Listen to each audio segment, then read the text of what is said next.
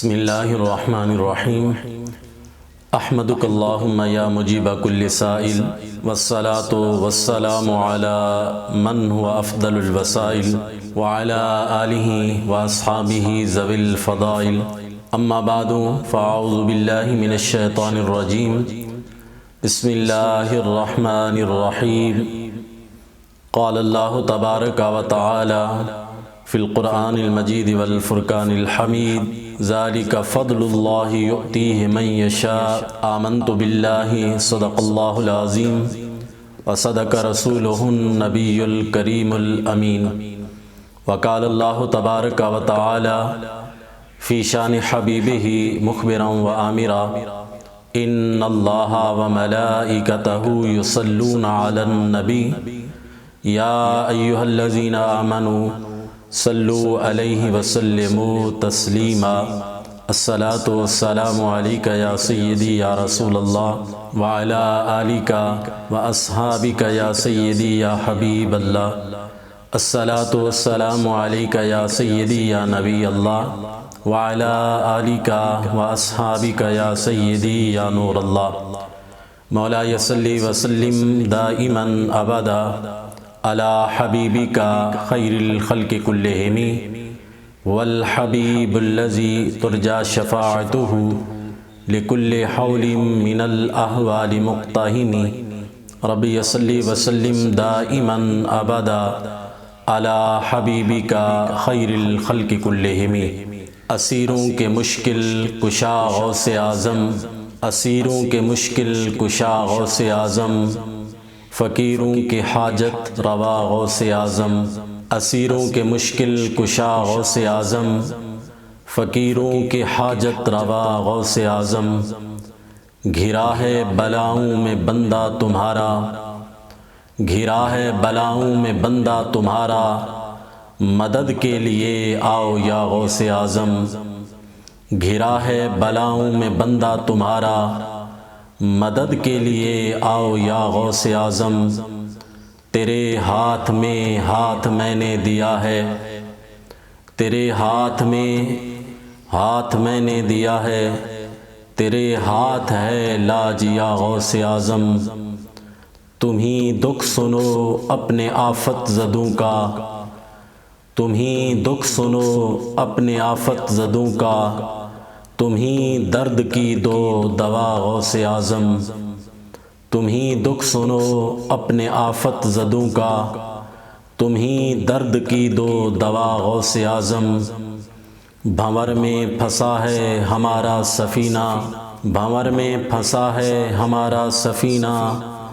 بچا غوث اعظم بچا غوث اعظم اسیروں کے مشکل کشا غوث اعظم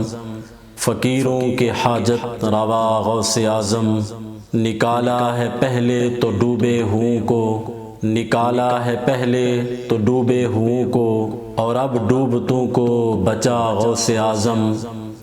نکالا ہے پہلے تو ڈوبے ہوں کو اور اب ڈوبتوں کو بچا غوث اعظم اگر سلطنت کی ہوس ہو فقیرو اگر سلطنت کی ہوس ہو فقیرو کہو شیئا للہ یا غوث اعظم کہو شیئا للہ یا غوث اعظم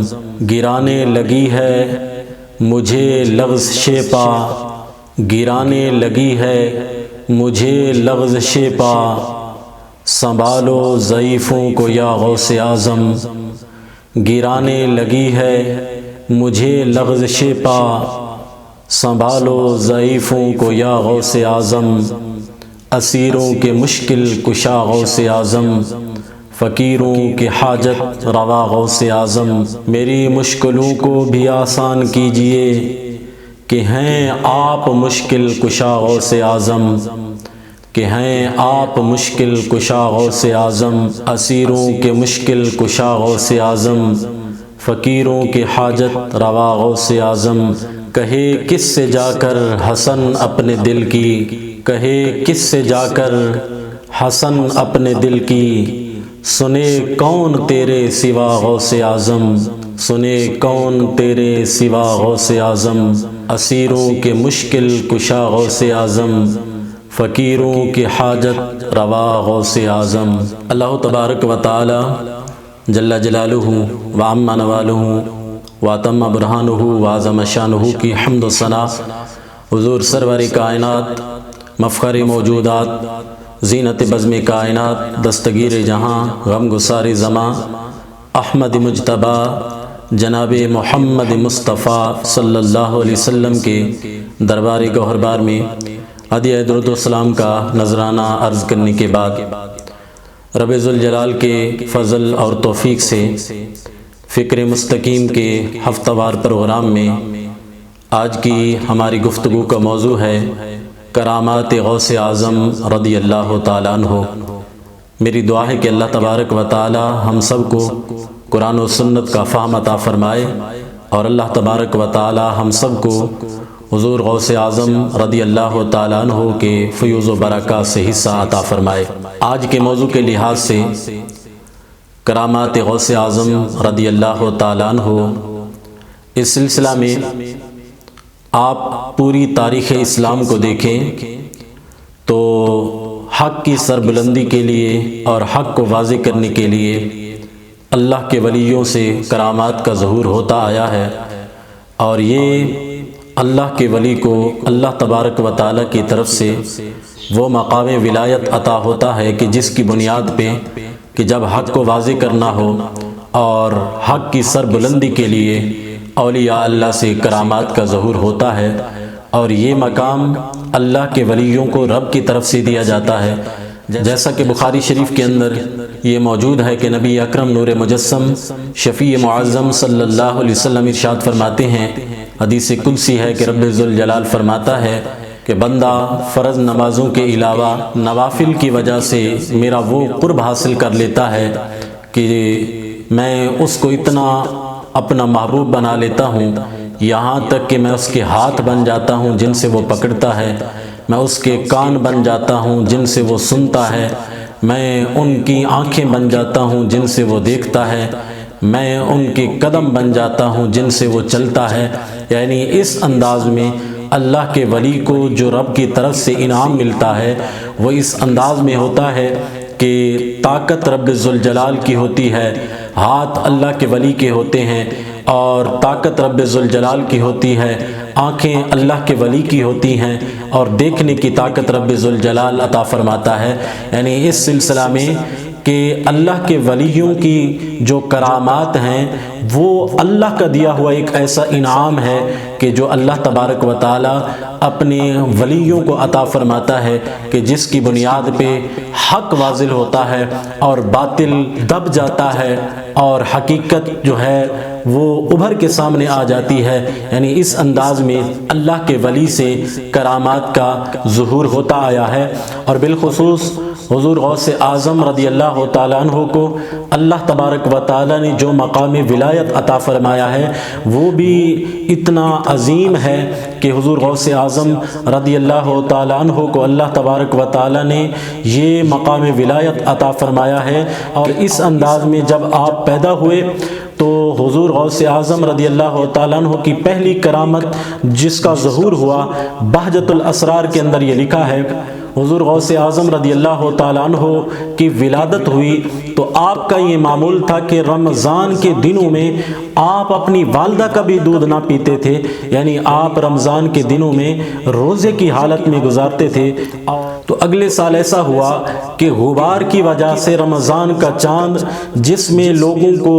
اب شک پڑ گیا کہ رمضان کا چاند نظر آیا ہے یا نہیں، تو لوگوں نے کہا کہ چلو شیخ عبد القادر جیلانی ان کے پاس چلے، ان کی ماں سے پوچھتے ہیں کہ اگر انہوں نے دودھ پیا ہے تو پھر رمضان کا چاند نظر نہیں آیا، اور اگر انہوں نے دودھ نہیں پیا تو پھر ہم سمجھ لیں گے کہ آج رمضان کی پہلی تاریخ ہے۔ جب حضور غوث اعظم رضی اللہ تعالیٰ عنہ کی والدہ محترمہ سے پوچھا گیا کہ بتاؤ کہ آج آپ کے بیٹے نے دودھ پیا ہے یا نہیں، تو آپ فرمانے لگی نہیں آج میرے بیٹے نے دودھ نہیں پیا۔ تو بعد میں پتہ چلا کہ وہ دن رمضان المبارک کی پہلی تاریخ کا دن تھا، تو آپ فرماتی ہیں ہمارے پورے شہر میں یہ بات مشہور ہو گئی کہ سید زادوں کے گھر ایک ایسا بیٹا پیدا ہوا ہے کہ جو رمضان کے مہینے میں دن کے وقت اپنی ماں کا دودھ نہیں پیتا، یعنی دن کے وقت وہ حالت روزہ میں گزارتا ہے، اور جب شام کا وقت ہوتا ہے، افطار کا وقت ہوتا ہے، تو وہ اپنی ماں کا دودھ پیتا ہے۔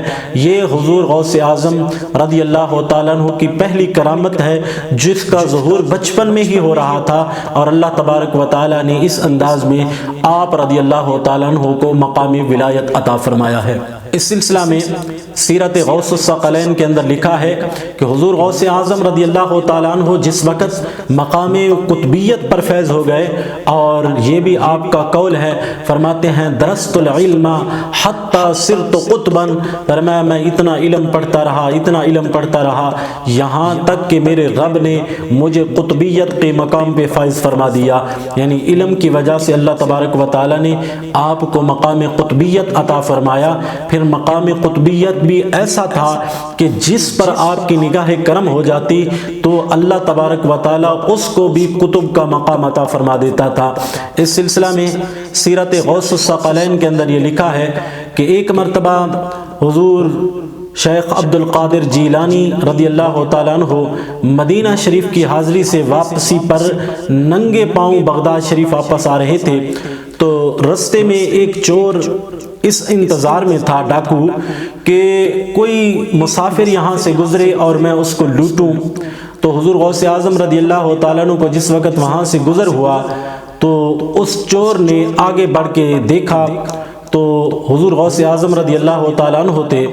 تو حضور غوث اعظم نے پوچھا کہ آپ کون ہیں؟ تو اب وہ ڈر گیا اور کہنے لگا کہ میں دیہاتی ہوں، اور آپ کو دیکھتے ہی دل میں سوچنے لگا کہ یہ حضور غوث اعظم ہیں۔ تو آپ رضی اللہ تعالیٰ عنہ نے اس کے دل کی بات کو بھی جان لیا اور فرمایا ہاں میں ہی عبد القادر ہوں، اور آپ پھر فرمانے لگے کہ تم کس لیے یہاں آئے ہو؟ تو وہ کہنے لگا کہ میں آیا تو بری نیت سے تھا، لیکن اب میں معافی مانگتا ہوں، اور روتے ہوئے آپ کے قدموں پہ گرا۔ حضور غوث اعظم رضی اللہ تعالیٰ عنہ نے جس وقت اس کو دیکھا کہ اس انداز میں وہ رو رو کے معافی مانگ رہا ہے تو آپ رضی اللہ تعالیٰ عنہ کو اس پر رحم آیا، اور آپ نے جب بارگاہ الہی میں دعا کے لیے ہاتھ اٹھائے تو ہاتف غیبی سے آواز آئی اے عبد القادر، اس نے جب معافی مانگ لی ہے اور آپ اس کو معاف کرنا چاہتے ہیں تو پھر ان کو راہ ہدایت پہ لگا کے ان کو قطبیت کا مقام عطا فرما دو۔ یعنی حضور غوث اعظم رضی اللہ تعالیٰ عنہ کی نگاہ کرم سے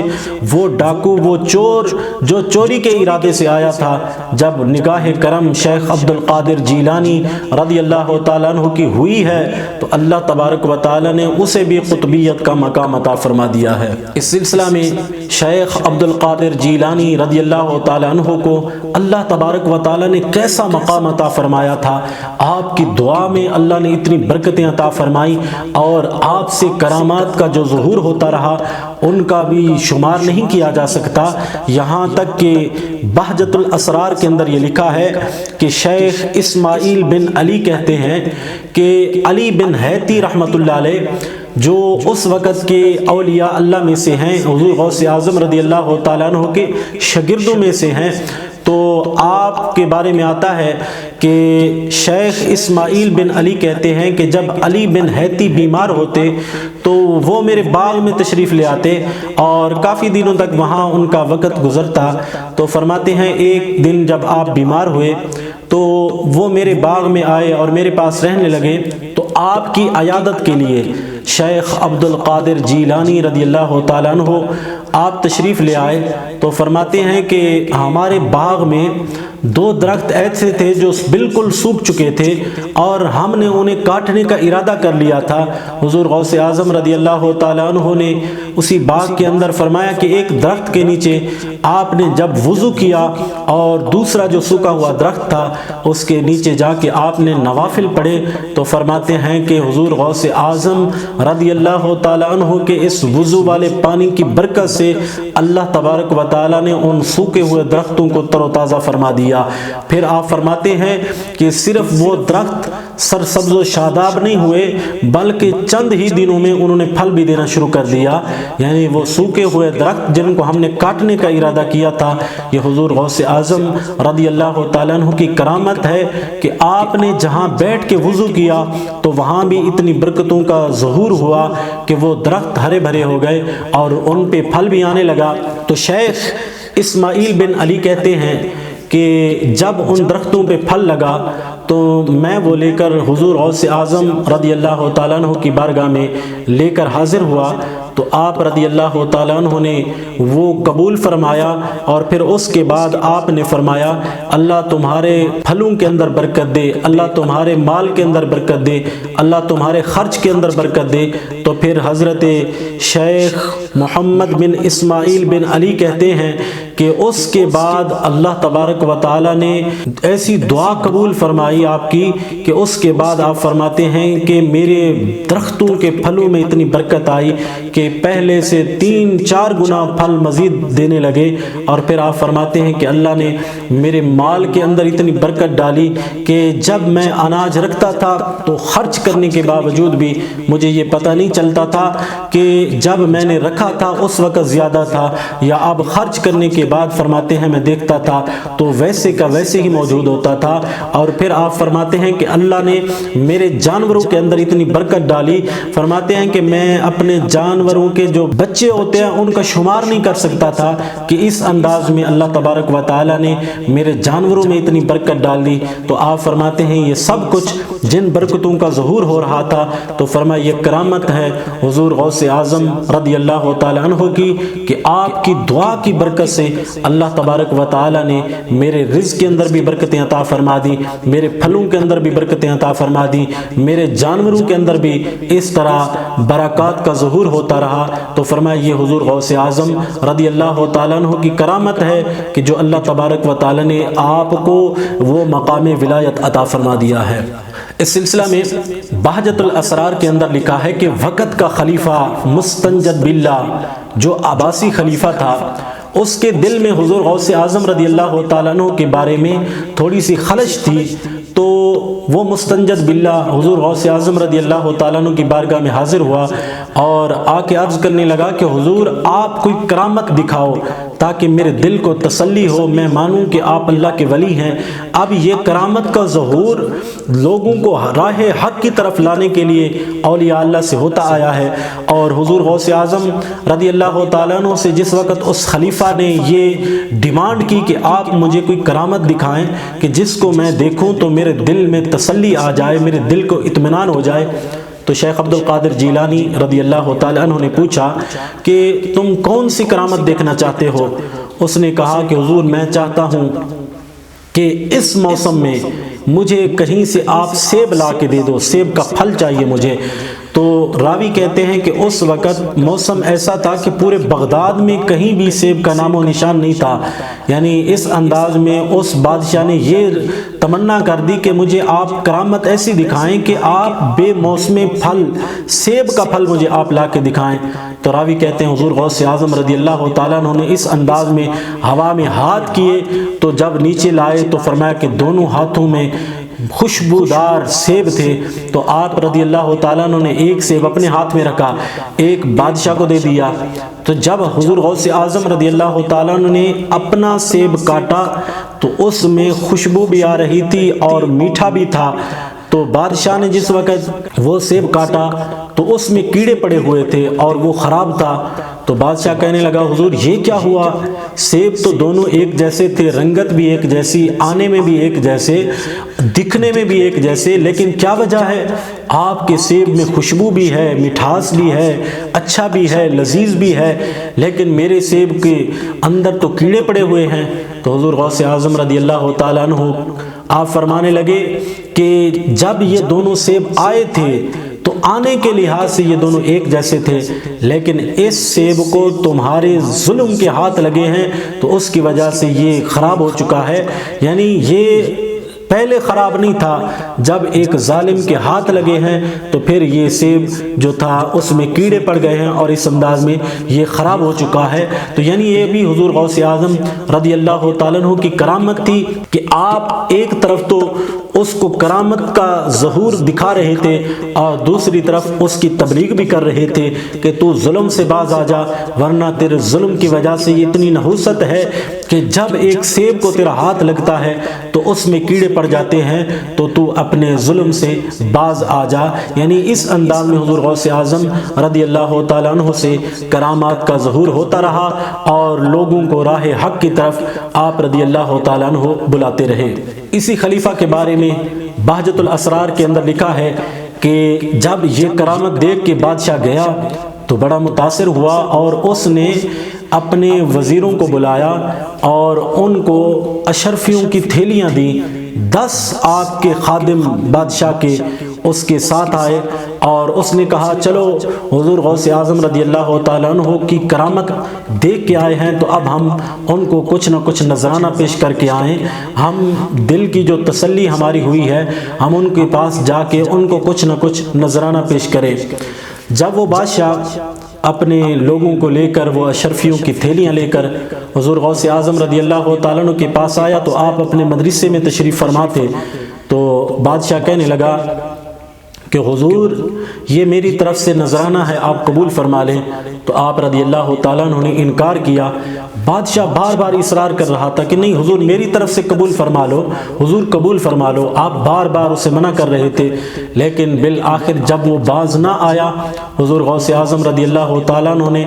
2 تھیلیوں کو پکڑا اور پکڑ کے اس طرح نچوڑا تو ان اشرفیوں کی تھیلیوں میں سے خون بہنے لگا۔ بادشاہ یہ منظر دیکھ کے حیران ہو گیا تو آپ رضی اللہ تعالیٰ عنہ نے فرمایا کہ دفع ہو جا میرے دربار سے، تو غریبوں کا خون نچوڑ کے پھر مجھے نذرانے دینا چاہتا ہے۔ آپ رضی اللہ تعالیٰ عنہ فرمانے لگے خدا کی قسم اگر مجھے تیرے خاندان رسول صلی اللہ علیہ وسلم یعنی وہ عباسی خلیفہ تھا تو فرمایا نسبت رسول کا اگر مجھے لحاظ نہ ہوتا تو یہ خون اتنا بہتا کہ تیرے محلات کی دیواروں تک چلا جاتا۔ تو اس انداز میں حضور غوث اعظم رضی اللہ تعالیٰ عنہ کی یہ کرامت کہ ایک بادشاہ کو حق کی طرف لانے کے لیے آپ بار بار اسے تنبیہ کر رہے تھے اور اس انداز میں حضور غوث اعظم رضی اللہ تعالیٰ عنہ اپنی کرامات دکھا رہے تھے۔ اسی طرح بہجت الاسرار کے اندر یہ بھی لکھا ہے کہ ایک شخص جو اسبہان سے چلا تھا حضور غوث اعظم رضی اللہ تعالیٰ عنہ کی بارگاہ میں آیا اور آ کے عرض کرنے لگا کہ حضور میری بیوی کو مرگی کا دورہ پڑتا ہے، 10 سال ہو گئے ہیں، میں بڑا پریشان ہوں، بڑے علاج کیے، بڑی کوششیں کی، لیکن ساری کوششیں رائے گاں چلی گئیں، اس کو مرگی کا دورہ پڑتا ہے اور اسے ہوش نہیں رہتا۔ تو آپ رضی اللہ تعالیٰ عنہ فرمانے لگے کہ اسے بیماری نہیں، اس پہ ایک جن کا سایہ ہے جس کا نام خانس ہے۔ فرمایا کہ جب اب تمہاری بیوی کو مرگی کا دورہ پڑے تو تم اس کے کان میں یہ کہنا کہ اے خانس، شیخ عبد القادر جیلانی کا حکم ہے کہ تم یہاں سے چلے جاؤ اور دوبارہ واپس نہ آنا، اگر تم واپس آئے تو تم ہلاک کر دیے جاؤ گے۔ تو وہ شخص کہتا ہے کہ میں جب گیا اور میری بیوی کو جب مرگی کا دورہ پڑا تو میں نے حضور غوث اعظم رضی اللہ تعالیٰ عنہ کا یہ پیغام دیا اور کہا کہ اے خانس واپس چلا جا، اگر تم دوبارہ آئے تو حضور غوث اعظم کا حکم ہے کہ تم ہلاک کر دیے جاؤ گے۔ تو فرماتے ہیں کہ کئی سالوں تک وہ شخص واپس نہ آیا۔ راوی کہتے ہیں کہ جس وقت وہ واپس آیا تو ہم نے پوچھا کہ تو جب آیا تھا تو حضور غوث اعظم نے آپ کو علاج کا بتایا تھا تو بتا کیا بنا؟ تو وہ کہتا ہے کہ جب سے میں نے حضور غوث اعظم رضی اللہ تعالیٰ عنہ کا پیغام اس جن کو دیا تھا اس وقت سے لے کر آج تک کبھی بھی میری بیوی کو مرگی کا دورہ نہیں پڑا، بلکہ روایات کے اندر یہاں تک آتا ہے کہ اس کے بعد جب تک حضور غوث اعظم رضی اللہ تعالیٰ عنہ حیات رہے پورے بغداد میں کسی کو بھی مرگی کا دورہ نہیں پڑا۔ یعنی یہ بھی حضور غوث اعظم رضی اللہ تعالیٰ عنہ کی کرامت ہے کہ آپ رضی اللہ تعالیٰ عنہ کے ایک حکم کی وجہ سے پورے بغداد شریف میں جب تک آپ حیات رہے کسی کو بھی مرگی کا دورہ نہیں پڑا۔ اسی طرح بہجت الاسرار کے اندر آپ رضی اللہ تعالیٰ عنہ کی ایک یہ بھی کرامت لکھی ہے کہ ابو حفص عمر بن صالح کہتے ہیں حج کا موسم تھا اور میں نے حج کا ارادہ کر لیا، لیکن جو میرے پاس اونٹنی تھی وہ بڑی لاغر تھی اور چلنے میں بڑی مشقت کے ساتھ وہ ساری سواریوں سے پیچھے رہ جاتی، تو میں نے سوچا کہ اگر اس انداز میں حج پہ گیا تو میں تو لیٹ ہو جاؤں گا اور کیا پتہ پہنچتا بھی ہوں کہ نہیں۔ تو فرماتے میرے دل میں خیال آیا کیوں نہ میں اسے حضور غوث اعظم کے پاس لے جاؤں اور آپ دعا کریں تو اللہ دعا کی برکت سے اس کو تندرستی عطا فرما دے۔ تو ابو حفص عمر بن صالح کہتے ہیں میں اپنی اونٹنی لے کر حضور غوث اعظم رضی اللہ تعالیٰ عنہ کے پاس جب حاضر ہوا تو آپ نے اپنا ہاتھ مبارک اونٹنی کے سر پہ پھیرا، تو فرماتے ہیں اس کے بعد وہ میری لاغر اونٹنی جو چل نہیں سکتی تھی، فرمایا اللہ تبارک و تعالیٰ کی طرف سے اسے اتنی طاقت ملی، فرماتے ہیں کہ جب میں حج پہ جا رہا تھا تو ساری سواریاں پیچھے رہ گئیں، لیکن میری اونٹنی جس کو حضرت غوث اعظم رضی اللہ تعالیٰ نے اپنا ہاتھ لگایا تھا، فرمایا یہ کرامت ہے حضور غوث اعظم رضی اللہ تعالیٰ عنہ کی کہ میں سب سے پہلے مکہ شریف پہنچ گیا اور اس انداز میں میں حج کر کے واپس آیا۔ تو آپ فرماتے ہیں کہ یہ حضور غوث اعظم رضی اللہ تعالیٰ عنہ کی کرامت تھی کہ جن کا ظہور ہوا اور میری لاغر اونٹنی کو اللہ تبارک و تعالیٰ نے تندرستی عطا فرما دی۔ تو اس لحاظ سے حضور غوث اعظم رضی اللہ تعالیٰ عنہ کی جو کرامات ہیں، اللہ تبارک و تعالیٰ نے آپ کو کیسا مقام ولایت عطا فرمایا تھا، آپ لوگوں کے دلوں کو بھی جان لیتے تھے۔ یہاں تک کہ بہجت الاسرار کے اندر لکھا ہے، عبد الملک زیال کہتے ہیں ایک رات میں حضور غوث اعظم رضی اللہ تعالیٰ عنہ کے مدرسے میں حاضر ہوا تو میرے دل میں خیال آ رہا تھا کہ آج میں حضور غوث اعظم رضی اللہ تعالیٰ عنہ کی کوئی کرامت دیکھوں گا۔ تو آپ فرماتے ہیں کہ جس وقت حضور غوث اعظم رضی اللہ تعالیٰ عنہ باہر تشریف لائے تو آپ کے ہاتھ میں عصا مبارک تھا۔ تو فرماتے ہیں کہ میرے دل میں خیال آیا کہ میں نے کہا آج اسی سے ہی کسی کرامت کا ظہور ہو جائے۔ فرماتے ہیں کہ ابھی یہ میرا سوچنا ہی تھا، حضور غوث اعظم رضی اللہ تعالیٰ نے وہ عصا زمین میں گاڑا، تو فرماتے ہیں کیا ہوا، جو ہی انہوں نے زمین پہ گاڑا تو اس عصا سے روشنی کا ظہور ہوا اور وہ چراغ کی طرح چمکنے لگا۔ فرماتے ہیں کافی دیر تک وہ یوں ہی چمکتا رہا، پھر آپ رضی اللہ تعالیٰ نے جب نکالا تو پھر وہ اسی طرح عصا ہی بن گیا۔ تو پھر آپ رضی اللہ تعالیٰ عنہ نے میری طرف مخاطب ہو کے کہا، عبد الملک زیال کیا تم بس اتنا ہی چاہتے تھے؟ یعنی آپ رضی اللہ تعالیٰ عنہ نے اس کے دل کی بات کو بھی جان لیا اور پھر کرامت کا ظہور کر کے دکھا بھی دیا، اور آپ رضی اللہ تعالیٰ نے یہ بھی بتا دیا، اے عبد الملک زیال کیا تم بس اتنا ہی چاہتے تھے؟ یعنی تم پرکھنا چاہتے تھے کہ میری ولایت کہاں تک ہے، اور اتنی چھوٹی سی کرامت کے لیے آپ کے دل میں خیال آ رہا تھا۔ تو یعنی اس انداز میں حضور غوث اعظم رضی اللہ تعالیٰ عنہ اللہ تبارک و تعالیٰ نے آپ کو وہ مقام ولایت عطا فرمایا تھا کہ حالت بیداری میں ہی نبی اکرم نور مجسم شفیع معظم صلی اللہ علیہ وسلم کا آپ کو دیدار نصیب ہو جاتا۔ اس سلسلہ میں بہجت الاسرار کے اندر لکھا ہے، راوی کہتے ہیں کہ علی بن حیتی رحمۃ اللہ علیہ جو وقت کے ولیوں میں سے ایک ولی تھے اور حضور غوث اعظم رضی اللہ تعالیٰ عنہ کے طلباء میں سے تھے، تو وہ ایک دن آپ کی مجلس میں بیٹھے تھے، حضور غوث اعظم رضی اللہ تعالیٰ عنہ بیان فرما رہے تھے کہ اچانک آپ رضی اللہ تعالیٰ عنہ نے فرمایا کہ سارے خاموش ہو جاؤ، اور ادھر حضرت علی بن حیتی کو دیکھا تو ان پہ نیند کا غلبہ تھا اور وہ سو رہے تھے۔ تو آپ رضی اللہ تعالیٰ عنہ اپنے منبر سے اترے اور جا کے جہاں حضرت علی بن حیتی رحمت اللہ علیہ بیٹھے ہوئے تھے تو آپ ان کے سامنے جا کے ہاتھ باندھ کے کھڑے ہو گئے، یہاں تک کہ کافی دیر تک آپ رضی اللہ تعالیٰ عنہ کھڑے رہے۔ جب حضرت علی بن حیتی بیدار ہوئے تو آپ رضی اللہ تعالیٰ عنہ نے فرمایا کہ کیا تم نے خواب میں نبی اکرم نور مجسم شفیع معظم صلی اللہ علیہ وسلم کی زیارت کی ہے؟ تو آپ رضی اللہ تعالیٰ عنہ کے پوچھنے پر حضرت علی بن حیتی فرمانے لگے کہ ہاں میں نے نبی اکرم نور مجسم شفیع معظم صلی اللہ علیہ وسلم کی زیارت کی ہے۔ تو آپ رضی اللہ تعالیٰ عنہ نے پوچھا کہ حضور نے آپ کو کیا نصیحت فرمائی ہے؟ تو آپ رضی اللہ تعالیٰ عنہ کے پوچھنے پر حضرت علی بن حیتی کہنے لگے کہ حضور نے فرمایا ہے کہ اے علی بن حیتی، اگر تم اسی طرح اپنا مقام و مرتبہ چاہتے ہو تو پھر تم حضور غوث اعظم رضی اللہ تعالیٰ عنہ کی بارگاہ سے پھر کے نہ جانا، اپنی حاضری کو لازمی بنا لو، اور ہر وقت ہی حضور غوث اعظم رضی اللہ تعالیٰ عنہ کی بارگاہ میں آپ نے حاضر رہنا ہے۔ تو حضور غوث اعظم رضی اللہ تعالیٰ عنہ فرمانے لگے میں اس لیے ہی کھڑا ہو گیا تھا۔ اب بعد میں کسی نے حضرت علی بن حیتی سے پوچھا کہ اس دن جب آپ سے بات ہو رہی تھی حضور غوث اعظم نے فرمایا میں اس لیے ہی کھڑا ہو گیا تھا، تو یہ بات ہمیں سمجھ میں نہیں آئی کہ آپ نے یہ جملہ کیوں بولا؟ تو حضرت علی بن حیتی فرمانے لگے لوگوں تمہیں غوث اعظم کی ولایت کا اندازہ نہیں ہے۔ فرمایا کہ ان کا یہ مقام و مرتبہ ہے کہ جو کچھ میں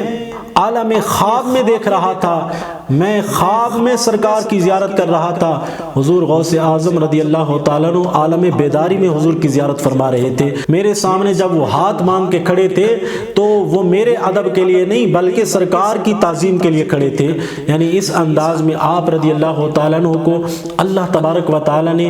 وہ مقام ولایت عطا فرمایا ہے کہ آپ رضی اللہ تعالیٰ عنہ کو حضور علیہ السلام کا دیدار جو تھا وہ حالت بیداری میں ہی نصیب ہو جاتا تھا۔ تو یہ حضور غوث اعظم رضی اللہ تعالیٰ عنہ کا مقام و مرتبہ ہے، اور یہ آپ کی کرامات میں سے کچھ کرامات ہیں کہ جو اللہ تبارک و تعالیٰ نے آپ کو عطا فرمائی ہیں۔ دعا ہے کہ اللہ تبارک و تعالیٰ ہم سب کو حضور غوث اعظم رضی اللہ تعالیٰ عنہ کے ساتھ سچی پکی محبت کرنے کی توفیق عطا فرمائے، اور اللہ تبارک و تعالیٰ ہم سب کو حضور غوث اعظم رضی اللہ تعالیٰ عنہ کے فیوز و برکات سے حصہ عطا فرمائے۔ آمین وآخر دعوایا ان الحمدللہ رب العالمین۔ دل سے ہزار بار مدینہ تجھے